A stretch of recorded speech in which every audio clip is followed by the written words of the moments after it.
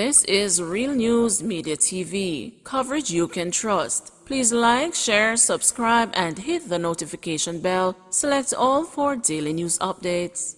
Good morning, my Real News Media TV family. Thank you so much for tuning in this morning, and I'm wishing for everyone a wonderful and a productive day. And in the news this morning for July 21, 2023, brother on the run after sister found dead in St. Catherine. A 40-year-old man is on the run after his 56-year-old sister was found dead at home at Whitewater Meadows in Spanish Town, St. Catherine on Thursday morning. The deceased, Nicola Ogilvy, an animal groomer, was found dead by her relatives who visited her at home, the police said. It was reported that around 11 p.m. on Wednesday, Ogilvy, who resides with her brother, was home when a dispute developed between the two. Police said during the dispute, a blunt instrument was used to hit Ogilvy on both sides of the head. Around 11 a.m. on Thursday, family members visited the home and found Ogilvy dead inside her bedroom, on her bed in a pool of blood, and summoned the police. Upon arrival, police saw the deceased lying on her side, clad in a black merino, blue shorts, and a pair of brown slippers with her head bashed in. The scene was processed and Ogilvy taken to the Spanish Town Hospital, where she was pronounced dead. The body was later transported to the morgue pending post-mortem. The police have since launched a manhunt for Ogilvy's brother. Double murder rocks Long Bay. Members of a family plagued by murder are now thinking about leaving their community after two relatives were gunned down and their house gutted by fire Wednesday night, when the smoke cleared from what residents of Long Bay have described as a minute-long barrage of gunshots. 16-year-old student Neo Samuels and the 22-year-old laborer Gregory Forbes were dead. They are said to be brothers of another man slain last year. "Is not baby shot them that?" one resident who asked not to be identified by name said of Wednesday night's gun attack. Eyewitness accounts suggest that armed men kicked off the back door to the house, entered the men's respective bedrooms, and opened fire, hitting them. Both later succumbed to their injuries. Samuels was a student at St. James High School. A police source told the news that at least one high-powered rifle is believed to have been used during the onslaught of the family members. A spent shell from an M16 assault rifle was reportedly found beside blood from Samuel's head. A number of similar bullet casings were found at the scene, including where Forbes' body was discovered, the source said. There are reports that the assailants tried to gain access to another section of the house where several female family members were housed, but left after their efforts proved futile. This has left the family members scared and unwilling to speak with the media. One resident who claimed to know both of the slain men said they seemed to be well behaved. The older one don't really come out of the house, the resident remarked. Wednesday's incident, which took place about 11 p.m., follows last year's slaying of the brother's older sibling. Resident told the news he was shot and killed a few meters from his gate as he ran from his pursuers. It is unclear if the incidents are connected, but residents have hinted at a gang conflict within the community. While not confirming that gangs are behind Wednesday's killings, a police source said other deaths in the community have been caused by feuding factions. Slain Consular had habit of naming and shaming criminals. Consular Ainsley Perkins' penchant for naming and shaming individuals involved in criminal activity in his division was advanced by people who knew him well as a possible reason for his brutal murder Thursday morning. He was a man who didn't support slackness as a counselor. He has a bus with 2 loudspeakers on it, and from his start to give trouble, him load up your name on full blast. He did that for many years and him no hold back, a male resident told the news near the murder scene in the Southborough community. His friends nodded in agreement.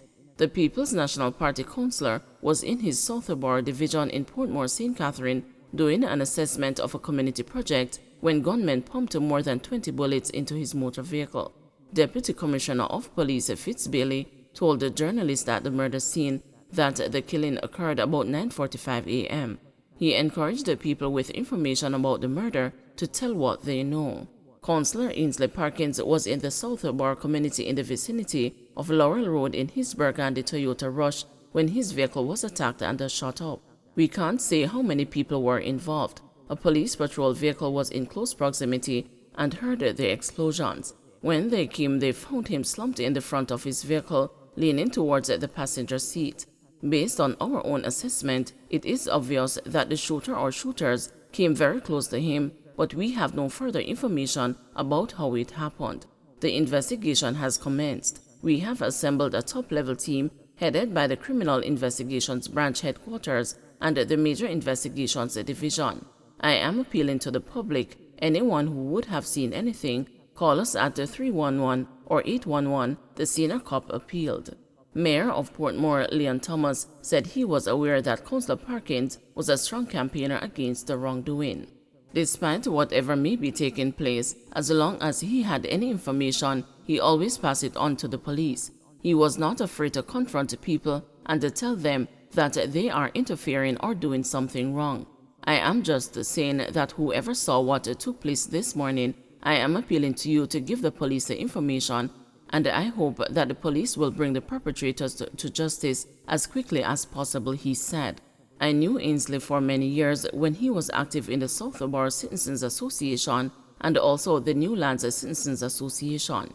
That is where we met. I was the president of the Greater Portmore Citizens Association at the time, and I know that he loved to represent people, and he did that without fear, Thomas said. Member of Parliament for St. Catherine Southern, the PNP's Fitz Jackson, expressed the sadness at the killing of the man with whom he had worked for almost 30 years. I worked with him while he was a community leader in Nagohead and the Newlands. I was one of the people who encouraged him into representational politics. He was diligent in serving his people. He put people first. He worked tirelessly for his communities, and there are many symbols of his doing, like parks and recreational areas, infrastructure and sanitation facilities in his community. He made a difference in the lives of thousands of people in the division, Jackson said. He too spoke of Perkins' fortitude. He was very intolerant of criminals and wrongdoers, and he made no bones about it. He would call out people he would hear is involved in criminal activity, and many people resented that and weren't comfortable. That in itself spoke to his fearlessness, Jackson said. The veteran MP also noted that Perkins approached his job with great diligence. He was a hands-on person. He didn't just give directives. He was actively involved in the supervision of projects in his division.